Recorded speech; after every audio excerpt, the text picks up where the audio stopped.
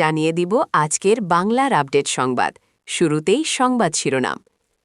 ষড়যন্ত্রের বিচার করতে হাসিনা ফিরবেনি, সঙ্গে আওয়ামী লীগকে নিয়ে থাকছে প্রতিবেদনে। আবারও বিরাট বার্তা নেত্রী হাসিনার, জোরালো হচ্ছে দেশে ফেরার দাবি, থাকছে প্রতিবেদনে।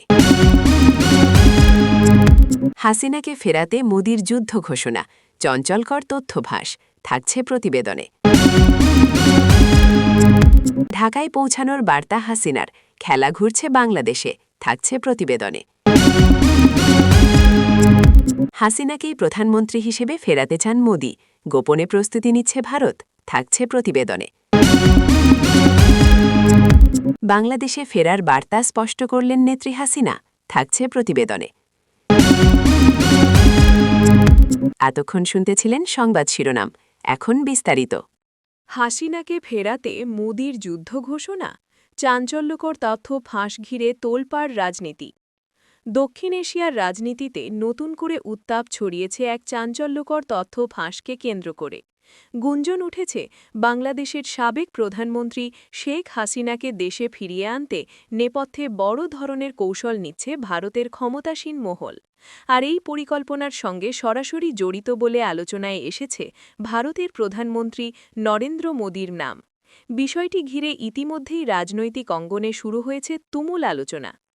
একাধিক কূটনৈতিক সূত্রের দাবি, সাম্প্রতিক সময়ের আঞ্চলিক রাজনৈতিক অস্থিরতা এবং বাংলাদেশের অভ্যন্তরীণ পরিস্থিতি নিয়ে দিল্লিতে কয়েক দফা উচ্চ পর্যায়ের বৈঠক হয়েছে। ওই বৈঠকগুলোতে বাংলাদেশের ভবিষ্যৎ রাজনৈতিক সমীকরণ নিয়ে আলোচনা হয় এবং সেখানে শেখ হাসিনার সম্ভাব্য প্রত্যাবর্তনকে গুরুত্বপূর্ণ ইস্যু হিসেবে দেখা হয়েছে বলে দাবি করা হচ্ছে।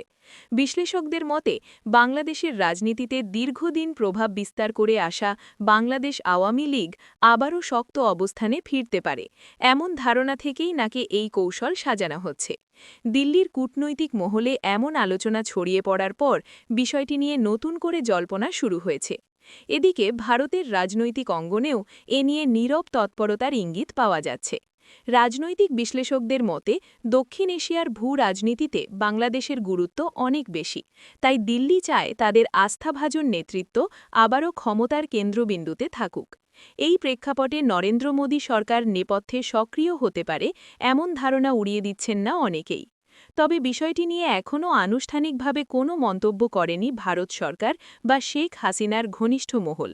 ফলে পুরো বিষয়টি ঘিরে তৈরি হয়েছে রহস্য ও জল্পনার আবহ।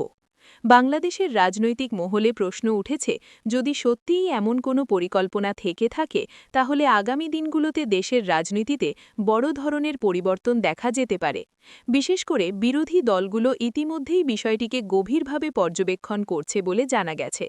রাজনৈতিক বিশ্লেষকদের মতে, পরিস্থিতি যেদিকে এগোচ্ছে তাতে অচিরেই দক্ষিণ এশিয়ার কূটনীতিতে নতুন এক সমীকরণ তৈরি হতে পারে।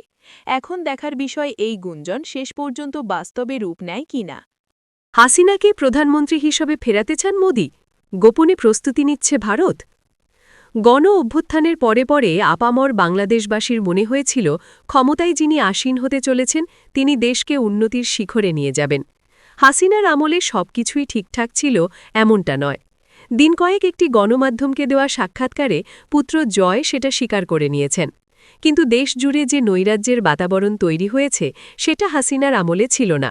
তারেক রহমান দেশে ফেরার পর জাতির উদ্দেশ্য ভাষণ দিয়েছিলেন।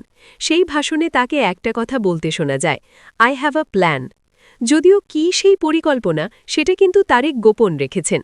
তবে এটা ধরে নেওয়া যেতে পারে দেশ জুড়ে যে দুঃশাসন চলেছে তিনি তার অবসান চাইছেন। দেশবাসীও সেটাই চাইছে। তবে একটা প্রশ্ন এখানে থেকেই যাচ্ছে, তারেকের দল ক্ষমতায় ফিরলে দিল্লির সঙ্গে ঢাকার সম্পর্ক কেমন হবে?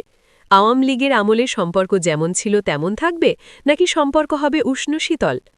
তবে আওয়ামী লীগ ক্ষমতায় ফিরলে দিল্লি ঢাকা সম্পর্ক যে হার্দিক হবে তা নিয়ে কোনো সন্দেহ নেই।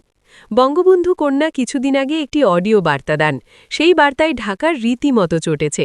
বঙ্গবন্ধু কন্যা বলেন, দলীয় কর্মীদের জন্য তার বার্তা, যেখানে ব্যালটে নৌকা নেই সেখানে কেউ ভোট দেবেন না, কেউ ভোট দিতে যাবেন না। আমি আমার আওয়ামী লীগের সকল নেতাকর্মীদের বলবো যে যেখানে আওয়ামী লীগ ইলেকশন করতে পারছে না, ইলেকশন করতে দিচ্ছে না, আমি ইলেকশন করতে চাই, ঠিক আছে। আমরা চাই আওয়ামী লীগ ইলেকশন করবে, অবাধ নিরপেক্ষ নির্বাচন হবে, জনগণ তার মতামত দেবে। জনগণ যে ম্যান্ডেট দেবে আমরা সেটা মাথা পেতে নেব। আওয়ামী লীগ ভালো কি মন্দ সেটা ইউনূসের মতো একটা দুষ্কৃতিকারীর মুখে শুনতে চাই না। জনগণ বলুক, জনগণ দেখাক। কাজেই আমি এটাই চ্যালেঞ্জ দেব যে ভোটের মধ্যে দিয়ে মানুষ সিদ্ধান্ত নিক, জনগণ তারা কাকে চায়। ভোটমুখী বাংলাদেশ এখন কিন্তু তুলনা করতে শুরু করে দিয়েছে। কোন আমলে তারা সবথেকে ভালো ছিল, আওয়ামী নাকি বিএনপি? প্রধানমন্ত্রী হিসেবে কে সবথেকে বেশি সফল, হাসিনা নাকি জিয়া? তবে বেগম অধ্যায় এখন অতীত। দলের ব্যাটন এখন তারেকের হাতে। আসন্ন ভোটে বিএনপি ম্যাজিক ফিগার স্পর্শ করতে পারলে তারেক যে প্রধানমন্ত্রী হবেন তা নিয়ে কোনো সন্দেহ নেই। প্রশ্ন এখানে অন্য। তারেকের রাজনৈতিক অভিজ্ঞতা শূন্য। তার হাতে দেশ শাসনের দায়িত্ব গেলে তিনি আদৌ সুষ্ঠুভাবে তা পালন করতে পারবেন কিনা তা নিয়ে রীতিমতো সন্দেহ হয়েছে। আর বর্তমান বাংলাদেশকে তার আগের অবস্থায় ফিরিয়ে নিয়ে যাওয়া বেশ কঠিন কাজ। রাজনীতিতে যিনি অভিজ্ঞ, একমাত্র তার পক্ষেই এটা সম্ভব। তাই দিল্লি চাইবে হাসিনাকেই প্রধানমন্ত্রী পদে দেখতে, তাকে ফিরিয়ে দিতে আপ্রাণ চেষ্টা চালাবে। অপেক্ষা এখন শুধু সময়ের। আবারও বিরাট বার্তা নেত্রী হাসিনার, জোরালো হচ্ছে দেশে ফেরার দাবি। টাইম ম্যাগাজিনে তারেক রহমানের ছবি দিয়ে একটি প্রতিবেদন প্রকাশিত হয়েছিল। সেখানে একটি বড় অংশ জুড়ে ছিলেন শেখ হাসিনা। এমনকি তারেক রহমানের বিরুদ্ধে সমালোচনা করা হয়েছিল ওই টাইম ম্যাগাজিনে, যেটা নিয়ে আবার বিএনপির সমর্থকরা প্রতিবাদও করছে। এগুলি যখন চলছে তখন আন্তর্জাতিক একটি গণমাধ্যমে ফের সাক্ষাৎকার দিলেন শেখ হাসিনা। নির্বাচনের প্রাক্কালে এই সাক্ষাৎকার অনেক বেশি তাৎপর্যপূর্ণ। নির্বাচন নিয়ে তার ভাবনা, তার কর্মকাণ্ড নিয়ে কথা বলেছেন। পাশাপাশি আওয়ামী লীগের কর্মকাণ্ড নিয়ে যখন সরকার উদ্বিগ্ন, এমনকি যদি নির্বাচনের দিন বা পরে সহিংসতার ঘটনা ঘটে তবে তার দায় আওয়ামী লীগকে নিতে হবে, এমনটা জানিয়েছে অন্তর্বর্তী সরকার। এই সমস্ত বিষয়গুলি নিয়েই এইবার আন্তর্জাতিক গণমাধ্যমে ফের মুখ খুললেন শেখ হাসিনা। এইবার হাসিনা জোরালো দাবি জানালেন। ভারতে নির্বাসিত থেকে বাংলাদেশের আসন্ন নির্বাচনের নিন্দা জানিয়েছেন বাংলাদেশের প্রাক্তন প্রধানমন্ত্রী শেখ হাসিনা। শেখ হাসিনা বলেছেন তার দলকে নির্বাচন থেকে নিষিদ্ধ করা হয়েছে, আর সেটা নিয়েই তীব্রভাবে নিন্দা জানিয়েছেন তিনি। দাবি করেন নোবেল পুরস্কার বিজয়ী মোহাম্মদ ইউনূসের নেতৃত্বাধীন বাংলাদেশের অন্তর্বর্তী সরকার ইচ্ছাকৃতভাবে তার দলকে নির্বাচন থেকে বাদ দিয়ে লক্ষ লক্ষ ভোটারকে ভোটাধিকার থেকে বঞ্চিত করেছে। এই বিষয়গুলি দেশে অস্থিতিশীল পরিস্থিতি তৈরি করবে। এমনকি তিনি বলেন বহির্ভূতভাবে জন্ম নেওয়া এই সরকার একটি বিভক্ত জাতিকে ঐক্যবদ্ধ করতে পারে না, এমনটা শেখ হাসিনা বলেছেন। অর্থাৎ বাইরে থেকে আসা একটি সরকার যা নির্বাচিত সরকার নয়, তারা জনগণকে বিভক্ত করতে কাজ করতে পারে, ঐক্যবদ্ধ করতে পারে না। গণভোটকে ঘিরে নিরাপত্তা ও অনিশ্চয়তা নিয়ে উদ্বেগ রয়েছে, যা সংবিধানে বড় ধরনের পরিবর্তন আনতে পারে। এদিকে মোহাম্মদ ইউনূসের কার্যালয় থেকে একটি গণমাধ্যমে জানানো হয়েছে নিরাপত্তা বাহিনী সুশৃঙ্খলভাবে নির্বাচন সুনিশ্চিত করবে বলে প্রতিশ্রুতি দিয়েছে, কাউকে বল প্রয়োগ বা সহিংসতার মাধ্যমে ফলাফল প্রভাবিত করতে দেবে না। আরও বলা হয়েছে আন্তর্জাতিক পর্যবেক্ষক এবং মানবাধিকার গোষ্ঠীগুলিকে এক্ষেত্রে পর্যবেক্ষণের জন্য আমন্ত্রণ জানানো হয়েছে।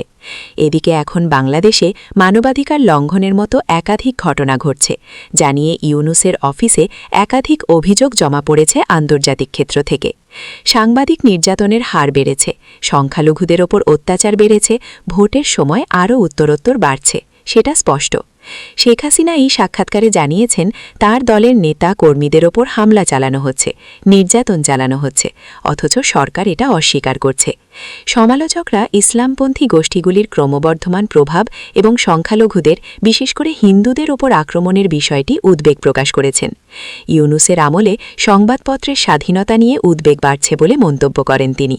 সাংবাদিকরা ফৌজদারি মামলার মুখোমুখি হচ্ছে।